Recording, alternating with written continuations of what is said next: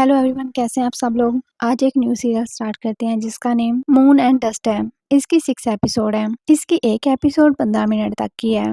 Okay, अब serial start करते हैं। एपिसोड की स्टार्टिंग में जोंगसी को दिखाया जाता है जो कि किसी डोर लॉक को तोड़ रहा होता है। तभी उसका एक फ्रेंड उसके पास आता है और उसे बोलता है कि वो ये सब क्या कर रहा है और उसे ये सब बंद करने के लिए बोलता है। सोंगची उसकी बात नहीं सुनता और गुस्से में डोर ओपन करके अंदर चला जाता है। उसका फ्रेंड उसके पीछे जाता है और उसे रोकता है। वो उसे बोलता है कि तुम स्कूल से चैंग के हाउस में आए थे ना, यहाँ पे सिर्फ इस घर को आग लगाने के लिए। तुम अपने भाई की नजर में एक अच्छे लड़के हो। क्या तुम्हें डर नहीं लग रहा कि तुम्हारे भाई को तुम्हारे बारे में पता चल जाएगा। सोंगजी बोलता है कि मुझे डर लगता है कि उसके आसपास बहुत ज्यादा बुरे लोग हैं और उन सभी लोगों को सजा मिलनी चाहिए और जो भी तकलीफ उसने सही है वो उन लोगों को भी सहनी होगी। मेरा ब्रदर बहुत ही ज्यादा जेंटल है और मैं उसके लिए वो करूंगा जो वो अपने लिए नहीं कर सकता। और वहां से जाने लगता है तो उसका फ्रेंड बोलता है कि क्या तुम अपने भाई के लिए कुछ भी करोगे, तुम्हें किसी और की कोई भी परवाह नहीं है। बाकी जो लोग इस दुनिया में हैं और ये लीगल नहीं है। संजू बोलता है कि तुम अपनी आंखें खुली रखो और बोलते रहो, शायद तुम्हारे बोलने से कोई वापस आ जाए।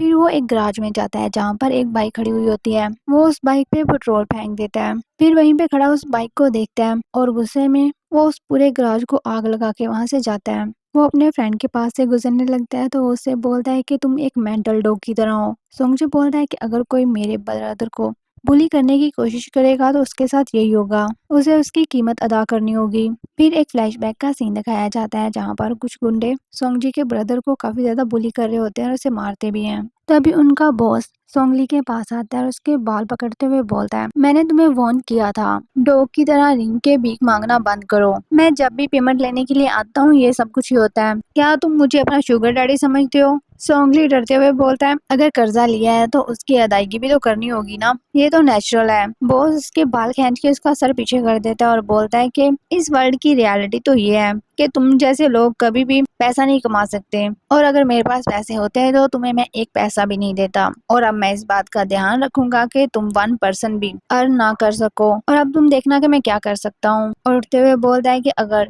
नेक्स्ट टाइम यहाँ पे आने की हिम्मत करो तो सब कुछ कैलकुलेट करके आना। उसके बाद वो लोग वहां से चले जाते हैं और सोंगजी उसे काफी ज्यादा चोट्स लगी हुई होती हैं और वो वहीं पे बैठा हुआ होता है। फिर प्रेजेंट में संगजू को दिखाया जाता है। संगक्यू सोंगजी के घर आता है। वो काफी ध्यान से आता है क्योंकि सोंगजी सो रहा होता है। वो बाहर खिड़की से ही अपने ब्रदर को देख रहा होता है और बोलता है कि मैं उसे डिस्टर्ब नहीं करना चाहता। फिर बाहर खड़े काफी देर अपने ब्रदर को देखता रहता है और बोलता है कि ब्रदर मैं वापस आ गया हूँ तुम्हारे लिए, अब कोई भी तुम्हें बुली नहीं कर सकता। तभी सोंगजी अपनी साइड चेंज करता है। उसने शर्ट नहीं पहनी होती, इस वजह से सोंगक्यू बस उसे ही देखे जा रहा होता है और बोलता है कि जब मेरे ब्रदर को पता चलेगा तो क्या वो मुझे छोड़ देगा। वो उसके कमरे के बाहर ही बैठ जाता है और वहाँ पे काफी ज्यादा सर्दी होती है। वो सारी रात वहीं पे बैठा रहता है। नेक्स्ट मॉर्निंग सोंगजे बाहर आता है तो उसे ऐसे बैठे हुए देख के वो काफी ज्यादा शॉक्ड होता है और जल्दी से उसके पास आता है और बोलता है कि तुम यहाँ पर क्यों सो रहे थे, क्या तुम्हें सर्दी लग रही है। सोंगक्यू अपने ब्रदर के हाथ देखते हुए बोलता है, ब्रदर क्या आप पेन में हैं। सोंगजी अपने हाथ छुपाते हुए बोलता है कि तुम अभी तक इस बात को लेके परेशान थे और क्या तुम सारी रात यहीं पे सोए रहे, तुम्हें सर्दी नहीं लगी क्या, तुम मरना चाहते थे।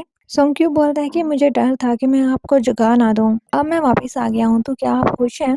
सोंगजी बोलते हैं, हाँ मैं बहुत ज्यादा खुश हूँ, मैं सच में खुश हूँ कि तुम वापस आ गए हो, अब जल्दी करो करके अंदर चलते हैं और उसे खड़ा करता है। सोंगक्यू को काफी ज्यादा सर्दी लग रही होती है इसलिए उससे खड़ा नहीं हुआ जा रहा तो वो सोंगजू के ऊपर गिर जाता है और फिर उसे हक कर लेता है और बोलता है कि मुझे बहुत ज्यादा सर्दी लग रही है। सोंगजू भी उसे हक कर लेता है और उसे कंफर्ट करने लगता है। सोंगक्यू काफी ज्यादा खुश होता है और स्माइल करता है। सोंगजू उसे पीछे करते हुए बोलता है चलो अब घर के अंदर चलते हैं। फिर उसे वो घर के अंदर ले जाता है, उसे बैठाता है और उसके ऊपर ब्लैंकेट देता है। सोंगजी बोलता है कि उसे प्यास लगी हुई है।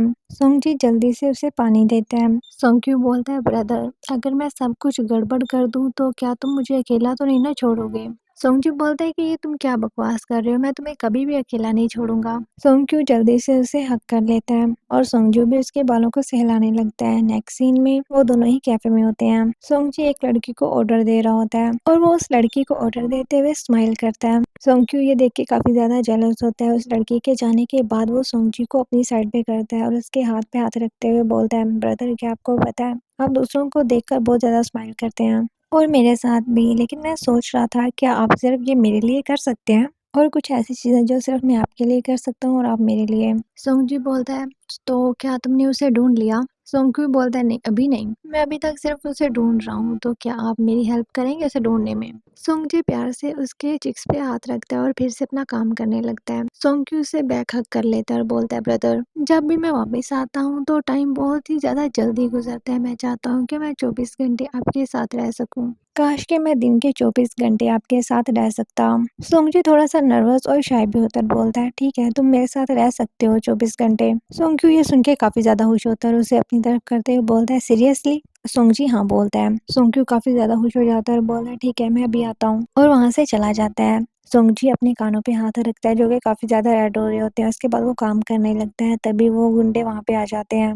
सोंगजी उन्हें वेलकम बोलता है और जैसे ही उन्हें देखता है तो वहीं पे रुक जाता है। तभी वो पर्सन गुस्से में बोलता है कि कल रात को मेरे घर को किसने जलाया, ये किसने किया, और उसके सामने रखे हुए टेबल पे मारता है, जिसकी वजह से सोंगजू डर जाता है और अपना फेस कवर कर लेता है। सोंगजी बोलता है डेंचन, क्या तुम्हारा घर जल गया। डोंगचन बोलता है क्या तुम्हें सच में नहीं पता, मैं अभी तुम्हारे छोटे भाई को ही ढूंढ रहा हूँ, मैंने सुना है कि वो वापस आ गया है, कहाँ पर है वो। सोंगजी बोलता है कि वो ऐसा कोई भी काम नहीं करेगा और वो यहाँ पर नहीं है, उसे अकेला छोड़ दो, तुम्हें जो कहना है तुम मुझे कह लो। दो चंग उसका गला पकड़ते हुए बोलता है अपनी ये फकिंग एक्टिंग को बंद करो और उसे अभी यहाँ से भेज दो, वरना तुम्हारा ये कैफे। तभी वहाँ पर संक्यू आ जाता है जो वहाँ पर पड़ी हुई नाइफ को उठाता है और डोंगचन के गले पे रख देता है और बोलता है कि तुम्हारी हिम्मत कैसे हुई मेरे भाई को टच करने की। सोंगजे तभी खुद को संभालते हुए उन दोनों की तरफ देख रहा होता है। संक्यू बोलता है कि मैं तुम्हारी गर्दन काट दूंगा, क्या तुम देखना चाहते हो। दूचन बोलता है कि ठीक है, मैं उसे हर्ट नहीं करूंगा, तुम काम डाउन हो जाओ। तभी सोंगजी बोलता है कि क्यों